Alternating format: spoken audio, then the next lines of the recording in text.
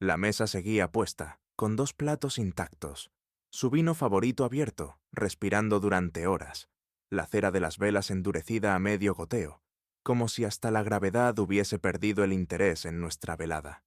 Ella no se fijó en nada de eso. Entró riendo.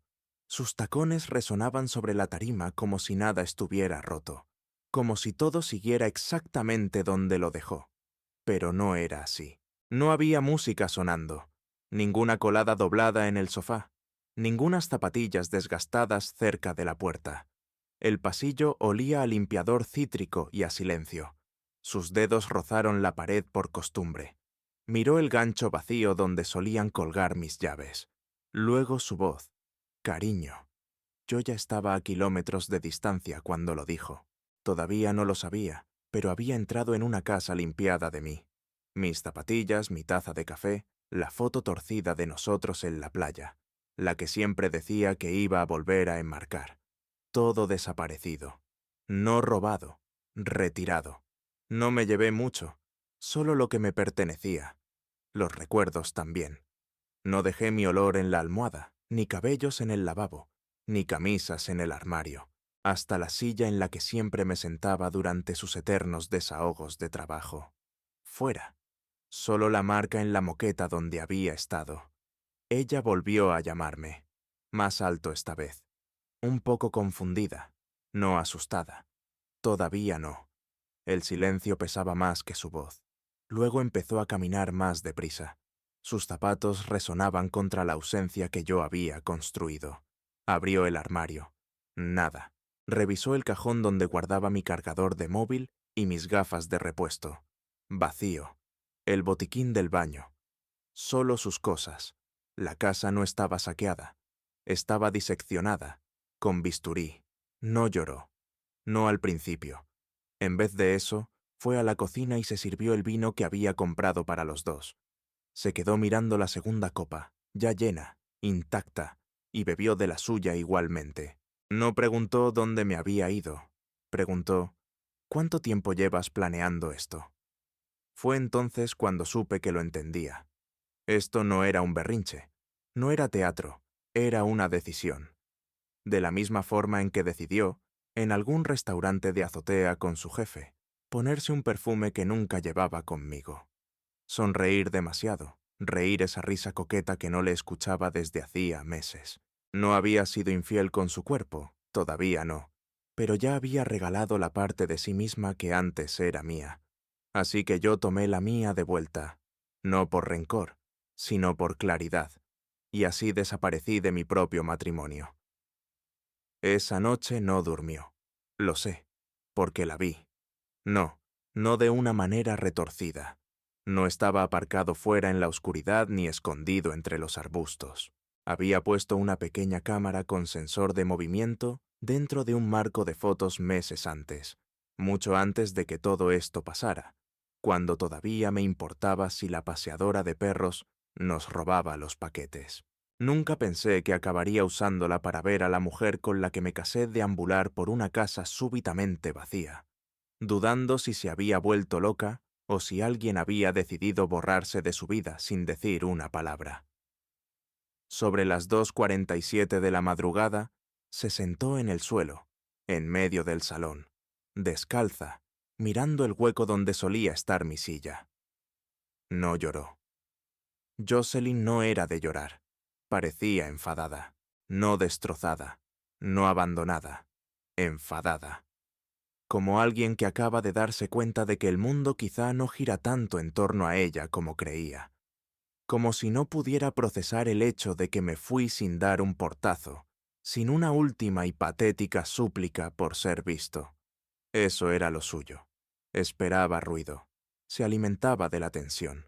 Discusiones, broncas desordenadas, lágrimas empapando los cojines. Pero yo no le di nada. Ni una nota, ni una pista. Solo una página en blanco y una verdad sin pronunciar. Ella ya me había echado mucho antes. Yo simplemente seguí su ejemplo. A la mañana siguiente, hizo lo que siempre hacía cuando algo no salía como quería. Actuó. Limpiaba la casa como si fuese a salir en una revista. Encendió velas. Se puso un jersey suave y recogió su pelo en ese moño flojo que reservaba para los días de reinicio. Llamó a su madre. Dijo algo de que yo era demasiado sensible y probablemente necesitaba darme un paseo dramático, como si fuera un perro nervioso. Silencié el sonido. No podía soportar oír cómo reescribía la historia en tiempo real. Incluso me mandó mensajes. Del, esto no tiene gracia. Estás siendo ridículo. ¿Te has llevado tu maquinilla eléctrica? ¿De verdad? Llámame. Ahora mismo. No contesté. En lugar de eso, envié un paquete. Una cajita pequeña, sin remitente. Dentro, una sola Polaroid de los dos en nuestro viaje a Maine. Aquella en la que me picó una medusa y ella se reía de cómo cojeaba como un viejo. En el reverso, escribí solo 6 palabras con rotulador negro. Tú me dejaste primero. Recuérdalo. Lo envié urgente. Seguí el rastro hasta que llegó al felpudo. Y entonces apagué la cámara. No necesitaba verla abrirlo. Ya sabía cómo sería su cara. Esa mezcla de culpa, confusión y el horror lento de unas consecuencias que llegan sin ser invitadas. Ella pensaba que era la tormenta, que yo siempre me quedaría quieto soportándola, como un árbol frágil obligado a doblarse bajo su clima. Pero yo me había convertido en otra cosa. No más ruidoso, no más frío, simplemente desaparecido. Y el silencio que quedó en mi lugar sonaba más fuerte que cualquier grito suyo. La siguiente vez que salió de casa no fue para trabajar. Eran las 10:15 de la mañana, justo después de que llegara el paquete. Ni siquiera se cambió de ropa. El jersey seguía arrugado en los codos y las llaves le temblaban en la mano. Lo sé porque todavía tenía acceso a la cámara de seguridad del garaje, la que instalé después de que dejara la cancela trasera abierta 3 noches seguidas y lo achacara a los mapaches. Se metió en el coche como una mujer que no sabe si perseguir algo o huir de ello. ¿Y yo? Yo ya me había ido, sí, pero no lo suficiente. Semanas antes de todo esto, ya había dejado un rastro en papel, no porque planeara desaparecer, sino porque sabía que tarde o temprano lo necesitaría. Cuentas bancarias abiertas a un nuevo nombre. Un viejo amigo del instituto, Bruce, que me debía un favor por una tontería de una noche en la universidad, me dejó registrar un apartado de correos con la dirección de su negocio en otro estado. Incluso vendí discretamente algunos de mis vinilos por internet y guardé el dinero en una caja ignífuga. Jocelyn nunca se dio cuenta. Jamás preguntó qué hacía los martes, la única noche de la semana que se quedaba hasta tarde en casa de Everett para esas supuestas reuniones de estrategia. Fue directa a casa de mi hermana. Entonces supe que estaba entrando en pánico. Lauren y yo nunca fuimos muy cercanos. Es más joven, más aguda, mucho más protectora conmigo de lo que merezco. Siempre odió a Jocelyn, no por algo concreto, sino por esa intuición que tienen las hermanas pequeñas cuando saben que alguien está vaciando poco a poco al hermano que solían admirar. Según Lauren, Jocelyn apareció sonriente al principio. Llamó como si todo estuviera bien. Dijo que solo estaba pasando a ver cómo estaba, porque aparentemente yo llevaba meses de mal humor y quizá atravesando una especie de crisis de mediana edad. Lauren la dejó entrar, la sentó, le sirvió té, y luego se negó a contestar a una sola pregunta sobre mí. Jocelyn, siendo Jocelyn, se frustró en cuestión de minutos. Soltó frases como, «Es tan dramático, ya volverá arrastrándose en cuanto se calme». Incluso se rió, en el salón de otra persona, como si todo esto fuese solo un bache más en su mundo perfectamente cuidado. Lauren le pidió que se marchara. Jocelyn no lo encajó bien. Hubo gritos, algo como, «No ayudas a tu hermano, este es nuestro matrimonio, no el tuyo». Mi hermana lo grabó todo, me lo mandó después con un simple mensaje. No lo entiende, ni un poco. Ahí me di cuenta. Jocelyn no tenía miedo de perderme a mí. Tenía miedo de perder la versión de mí que le facilitaba la vida. El tipo que resolvía problemas, pagaba las facturas, asentía en los momentos adecuados, No hacía preguntas. Yo no era su pareja. Era su comodidad. Y ahora que me había ido, de verdad, estaba desmoronándose, no por amor, sino por interrupción. Aún así, no estaba preparado para lo que vino después, porque esa noche intentó algo que jamás pensé que fuera capaz de hacer. Llamó a Everett. No solo le llamó, le hizo una videollamada, y por primera vez en todas las grabaciones que yo tenía guardadas en la nube, no coqueteó, no sonrió, no se tocó el pelo frente a la cámara. Lloró. Everett, dijo, con la voz quebrada como cristal. Se ha ido. Y no sé qué hacer. Creo que me ha estado vigilando. Él la miró, callado unos segundos, y entonces dijo la frase más escalofriante que he oído nunca. ¿Has revisado la caja fuerte? En ese instante, supe que había secretos entre ellos que nunca imaginé. Secretos tan enterrados que hasta ella parecía sorprendida al escuchar esas palabras salir de su boca. Balbuceó. Dijo que no sabía de qué hablaba. Él sonrió, como un hombre con ventaja. Si se ha ido, Jocelyn, dijo Everett, inclinándose hacia adelante, entonces tienes un problema mucho más grande que un matrimonio roto. Ella colgó. Rápido, asustada. La pantalla quedó en negro. Pero yo no dejé de mirar. No podía. Porque, de algún modo, justo cuando creí haberme marchado por fin, fue cuando entré en algo mucho más oscuro. Ni siquiera creo que recordara la combinación. La caja fuerte estaba encajada detrás de los abrigos en el armario de invitados, oculta tras un panel falso que instalé yo mismo cuando pensábamos que invertir en seguridad nos haría sentir adultos. Era el tipo de cosa que compras tras ver demasiadas películas de atracos, y luego olvidas cuando la vida se vuelve demasiado ajetreada. Jocelyn solo la usó una o dos veces. Yo la guardaba para emergencias. Ella la llamaba exageración. Pero ahora eran las 2:13 de la madrugada y estaba arrodillada en el suelo, en silencio, intentando recordar 6 dígitos que aparentemente nunca le habían importado hasta esa noche. Falló las 3 primeras veces. Golpeó el teclado con la palma a la cuarta y justo antes de rendirse, marcó los números que siempre usaba cuando no se me ocurría otra cosa. Nuestra fecha de boda. Hizo clic y la puerta se abrió. Yo lo veía todo en el móvil. La cámara era discreta, escondida en el detector de humo del techo. A ella nunca le gustaban los detectores de humo. Decía que estropeaban la estética. Pero yo lo mantuve ahí porque sabía que algún día necesitaría ver la verdad desde arriba, sin filtros, sin miradas, solo la brutal honestidad de una persona sola, en una habitación con sus consecuencias. Sacó el contenido uno a uno. Primero, los pasaportes. Luego, el sobre con el dinero en efectivo que había ahorrado el último año. Apenas lo miró.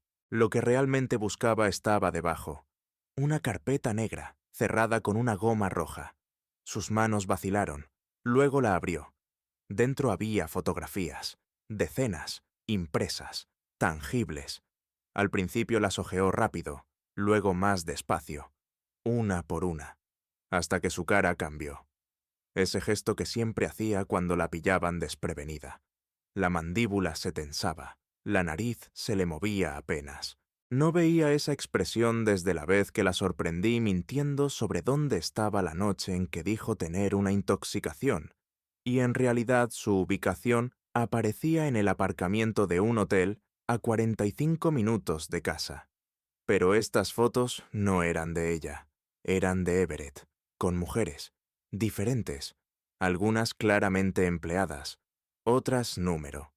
Y en 2 de las fotos, borrosa pero inconfundible, Jocelyn, no tocándole, pero allí, presente, observando, sonriendo.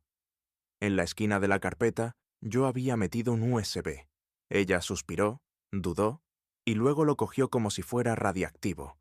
Ese USB contenía horas de audio, no solo grabaciones de nuestra casa, sino de la oficina de Everett. Había tomado prestada una grabadora digital de un amigo que trabajaba en gestión de riesgos corporativos. Jocelyn no sabía que yo había estado en el edificio de Everett, y menos aún cerca de su escritorio. Pero había estado, y había dejado la grabadora allí durante una de esas supuestas sesiones de estrategia. La recogí 2 días después. Ella jamás lo notó. Y lo que grabó no era solo poco profesional, era ilegal. Fraude corporativo, falsificación de transferencias, sobornos, nombres, fechas, cantidades, pruebas.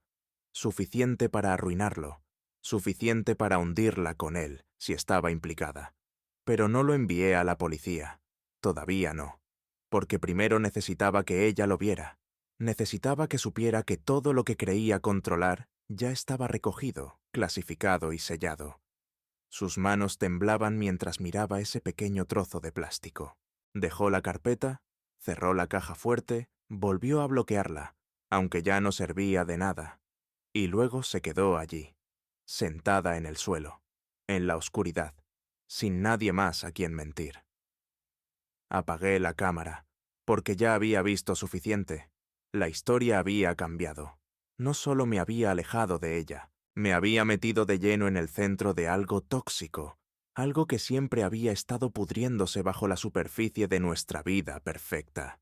Y ahora Jocelyn sabía que no era la única que guardaba secretos, pero la diferencia entre los suyos y los míos era clara. Yo nunca necesité mentir para ganar. No fue a trabajar al día siguiente. Lo sé porque estuve vigilando el garaje y sus registros de llamadas, y todo permaneció en silencio toda la mañana. Ninguna llamada a la oficina, ningún mensaje a Everett. Solo apareció un nombre inesperado en su lista de salientes.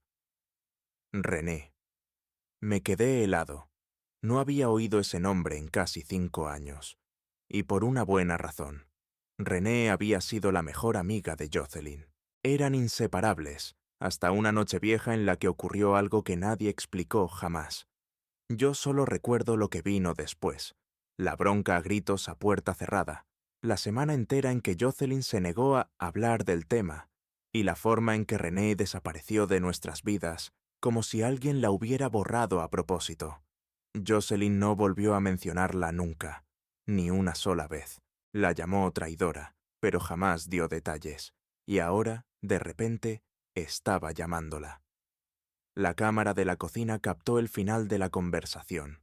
Jocelyn caminaba de un lado a otro, descalza, con una sudadera que solía ser mía. Su voz estaba temblorosa, no asustada todavía, pero insegura, como si pidiera ayuda a un fantasma. «Solo necesito saber qué te dijo», susurraba al teléfono. «Aquella vez. Sé que lo recuerdas. ¿Mencionó mi nombre? ¿O el nuestro? René, por favor, ya no me importa la pelea». Se detuvo, escuchó. Su rostro se desplomó, y entonces susurró. «Dios mío». Colgó, sin mensaje de seguimiento, sin texto, nada. Se quedó de pie, 30 segundos quizá, aún con el móvil en la mano, y luego lo dejó caer sobre la encimera como si le hubiera quemado. La vi ir directamente al dormitorio, abrir de golpe el armario y sacar su viejo portátil de un estante del fondo. El que no usaba desde que se pasó al MacBook de la empresa. Ya sabía lo que iba a hacer antes de que lo encendiera. Verás, lo que Jocelyn nunca entendió, lo que la mayoría de la gente nunca entiende, es que borrar no significa desaparecer. No cuando alguien como yo vive en tu sombra, callado, observador, esperando. Mientras ella buscaba, yo ya llevaba 10 pasos de ventaja, porque René se había puesto en contacto conmigo primero. 2 días antes de que me fuera, recibí un mensaje desde un correo desechable. Era breve, sin saludo, sin firma. Solo 6 palabras. Mintió sobre lo que pasó realmente. Estuve a punto de ignorarlo. Pensé que era spam, pero la dirección tenía algo que llamó mi atención. Los números del final. Eran los mismos 4 últimos dígitos del viejo número de René. Por curiosidad, respondí. Lo que vino después no fue dramático, solo un archivo de voz adjunto. Una grabación de una noche de hace 5 años. La voz de Jocelyn. Arrastrada, pero clara. Hablaba de Everett, no con admiración, no con miedo, sino con complicidad. Sabía lo que estaba haciendo, no solo con la empresa, también con las mujeres, y se reía. Decía cosas como, quieren algo a cambio de nada. Que Everett simplemente cortaba con el teatro. Se burlaba de lo ingenuas que eran las becarias, de lo fácil que era fingir inocencia cuando las dinámicas de poder se volvían feas. Mi mujer, la mujer a la que defendí ante mi familia, ante extraños, incluso ante mí mismo, no solo miraba hacia otro lado, le ayudaba a encubrirlo. René lo descubrió, intentó advertirle. Se pelearon. Jocelyn la apartó. Y ahora, después de todos estos años, René había roto su silencio, no por venganza, sino porque vio mi nombre en una nota de prensa local, sobre un hombre desaparecido en un tranquilo barrio residencial que no dejó ni nota ni señales de lucha, solo ausencia. Y eso fue lo que la empujó a hablar. Así que, mientras Jocelyn se sentaba con los ojos abiertos frente a su pantalla polvorienta, intentando encontrar los archivos que yo ya había descargado y cifrado semanas antes, comprendí algo profundamente inquietante. Ella no tenía miedo de ser descubierta. Tenía miedo de ser vista, de verdad, por primera vez, sin el escudo de su encanto, de sus excusas, de su victimismo fabricado. Y en ese momento, por primera vez desde que me fui, la vi verdaderamente, dolorosamente sola. Debería haberme sentido reivindicado, pero lo único que sentí fue una extraña punzada amarga. No porque no me quisiera, eso lo había aceptado hacía mucho, sino porque, al fin, me había convertido en lo único que ella no podía manipular, silenciar ni borrar. Me había convertido en la consecuencia, y no tenía idea de lo que planeaba Seratschiv hacer después. No hizo la maleta, no cogió pasaporte ni joyas, ni dinero, ni disfraz. Solo su móvil, sus llaves y una carpeta. Esa misma carpeta negra que yo había dejado en la caja fuerte. La apretaba como si fuera un arma cargada, mientras salía por la puerta y la cerraba de un portazo, con una especie de final que decía, «Ya no me escondo». Pero no iba a la policía. Lo supe en cuanto vi a dónde se dirigía. Condujo hasta la casa de Everett. Reconocí el barrio enseguida. Uno de esos suburbios artificialmente perfectos, donde todas las casas parecen simulaciones pulidas de hogares reales, donde todo es granito y cristal, pero nada parece hecho para vivir. Su entrada estaba impecable, el césped cortado al milímetro. Hasta los cubos de basura estaban escondidos como secretos vergonzosos. Ella aparcó junto a la acera y se quedó dentro del coche durante 5 minutos enteros, sin música, sin llamadas, solo respirando, rápido y entrecortado. Luego, con un movimiento de muñeca, agarró la carpeta, salió y caminó directa hacia su puerta como si fuera la dueña del lugar. No había cámara dentro de la casa de Everett. No había llegado tan lejos, pero el timbre que Kimi había instalado, el que yo había hackeado hacía tiempo, me daba audio. Lo que escuché no coincidía con lo que esperaba. «Everett, tenemos que hablar», dijo ella, calmada pero sin aliento. Él no la invitó a pasar. Hubo una pausa larga. El viento sopló un poco más fuerte. Luego, su voz, baja y enroscada. «No deberías estar aquí». «Sé lo que hiciste», respondió ella. «A ellas. A mí». Otra pausa. Una risita incrédula. «¿A ti?», se rió. «Jocelyn, no finjas que la mitad del tiempo no fue idea tuya. Ahí estaba, la confesión». Ella no lo negó. En cambio, dijo, «Del Mar lo tiene todo. El audio, las fotos. Lo sabe». El tono de Everett se hundió. «¿Dónde está?» «Se fue. Ha desaparecido. No sé cuánto más planea hacer, pero creo que está esperando algo. Que cometamos un error». «¿Me has metido en esto?», escupió Everett. «Te metiste tú solo. Yo estoy limpiando». Ella le empujó la carpeta contra el pecho. Escuché el golpe contra la tela. Se dio la vuelta para marcharse, pero él la detuvo con una frase. «Si difunde ese audio, ardemos los dos». Ella no miró atrás, solo se metió en el coche, dio un portazo y se marchó derrapando, como si quisiera que toda la calle escuchara su furia. De vuelta en mi motel, me quedé helado. Porque aquello ya no era Jocelyn intentando protegerse. Era Jocelyn yendo a lo nuclear, prendiendo fuego a todo, solo para ver quién saltaba primero. Le había dado la vuelta a Everett, lo había expuesto, incluso quizá lo había amenazado. Pero no por justicia, no. Jocelyn no. Ella quería controlar la espiral. Para ella no se trataba de culpa ni de moral. Se trataba de supervivencia, de narrativa, de ir siempre un paso por delante. Y ahí me di cuenta de que la había subestimado. Porque esa misma noche, a las 21:36, recibí una llamada de un número oculto. La dejé ir al buzón de voz. El mensaje que siguió me heló la sangre. Del mar. No sé dónde estás, pero tienes que escucharme. Everett no va a quedarse quieto viendo cómo pasa esto. No me tiene miedo a mí. Te tiene miedo a ti. Y si te encuentra primero, no tendrás tiempo de arrepentirte. Por favor, háblame. Te lo contaré todo. Lo prometo. Clic. Lo escuché 2 veces. No porque tuviera miedo, sino porque no sabía qué me inquietaba más. Si el sonido de su voz, rompiéndose al fin con miedo verdadero, o la posibilidad de que, esta vez, no estuviera mintiendo. Era la primera vez desde que desaparecí que sentí algo parecido al peligro. No del emocional, del otro, el que empieza con sombras moviéndose donde no deberían y termina con tu nombre susurrado por alguien que jamás debería saberlo. Y de repente ya no estaba seguro de quién cazaba a quién.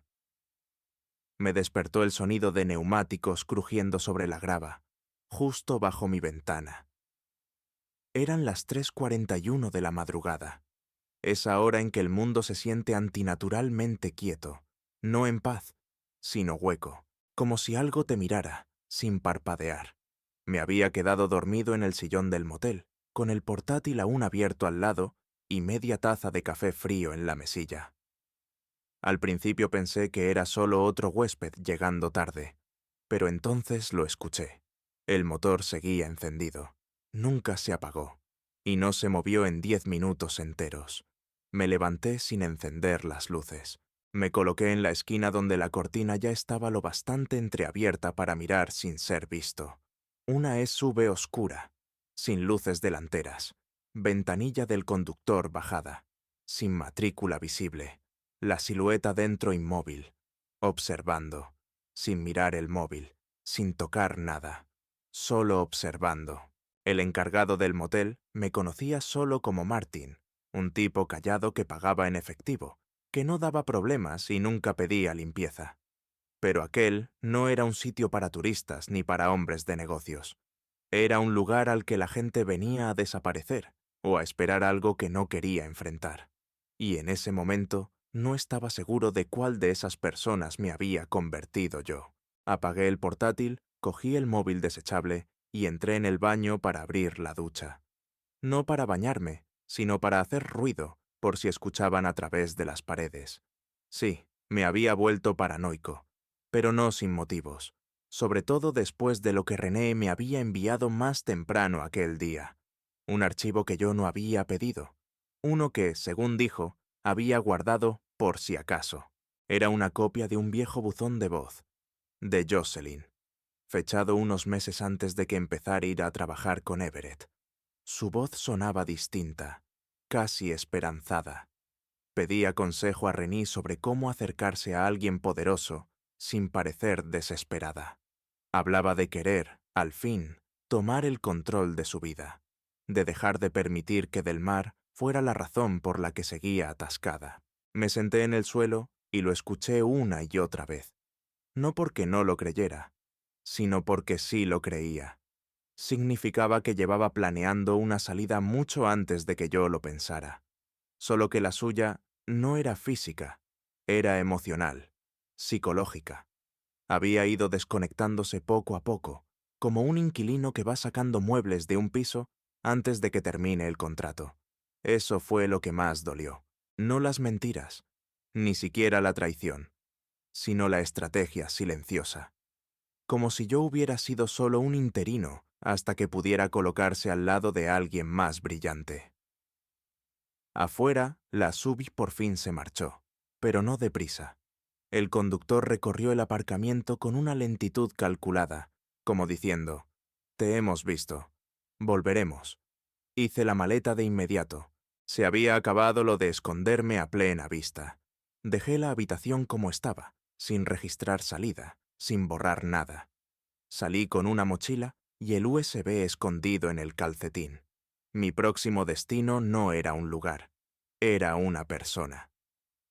Bruce, el mismo amigo de la universidad que me ayudó a montar el buzón de correos, vivía en un pueblo seco, discreto, perdido en Kansas. Me debía más de un favor, y yo sabía que su casa era de esas que no aparecen en el GPS sin mucho esfuerzo. Conduje toda la noche, mirando más los retrovisores que la carretera. Cada sub me parecía conocida, cada giro una trampa. Pero lo peor no era eso. Lo peor era que ya no me sentía enfadado. Me sentía vacío, exhausto, como si algo hubiera muerto y yo solo arrastrara los huesos. No fue hasta llegar, con el polvo levantándose tras mis neumáticos en el largo camino de tierra de Bruce, que supe lo que tenía que hacer. Las grabaciones, las fotos, la carpeta, todo. Iba a enviarlo.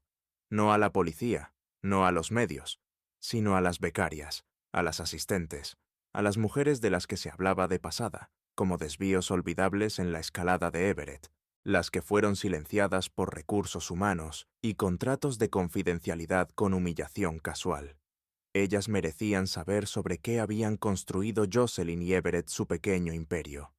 Pero antes de poder darle a enviar, mi teléfono volvió a encenderse. Otro buzón de voz. Número oculto. Esta vez, solo 3 palabras.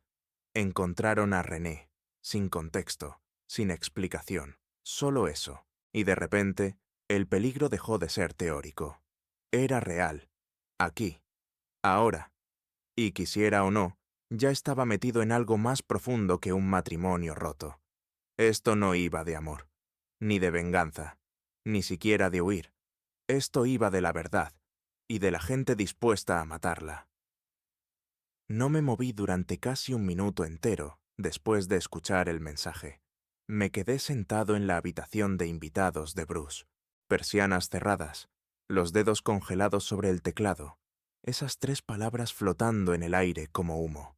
No eran una amenaza, no eran una súplica, eran una declaración, fría, limpia, final, pero no me quebró, porque en ese momento entendí algo que hasta entonces no me había permitido sentir del todo. Ya no tenía miedo. Durante semanas había vivido como un fantasma, de motel en motel, mirando su vida como un extraño. Me había hundido en las sombras, documentando, grabando, retrocediendo. Pero ahora no era invisible, no era pasivo. Tenía pruebas, tenía nombres, y lo más importante, tenía un propósito. Así que me levanté y terminé el trabajo. Subí todo, cada archivo, cada foto, cada conversación. Creé un archivo seguro con acceso restringido y lo envié a 12 mujeres cuyos nombres se habían susurrado en los pasillos de oficina. Mujeres descartadas, desacreditadas y silenciadas con cheques discretos. Se lo mandé también a una exempleada que se había mudado al otro lado del país tras una renuncia amistosa, y a otra que se había cambiado el nombre después de presentar una denuncia que resultó inconcluyente. Cada mensaje era simple. No estabais locas. Nunca estuvisteis solas. Aquí está todo. Y luego esperé. La ola llegó más rápido de lo que esperaba. Al final del día, 4 de ellas habían respondido. No con agradecimientos, con fuego, con preguntas, con planes. Una ya tenía abogado. Otra trabajaba en cumplimiento en otra empresa y tenía contactos en supervisión estatal. No querían arruinar vidas, querían verdad. Esa misma tarde, alguien filtró el audio de manera anónima. Cayó en un blog pequeño de rendición de cuentas. Nada de prensa importante, nada llamativo, pero lo bastante ruidoso como para despertar interés.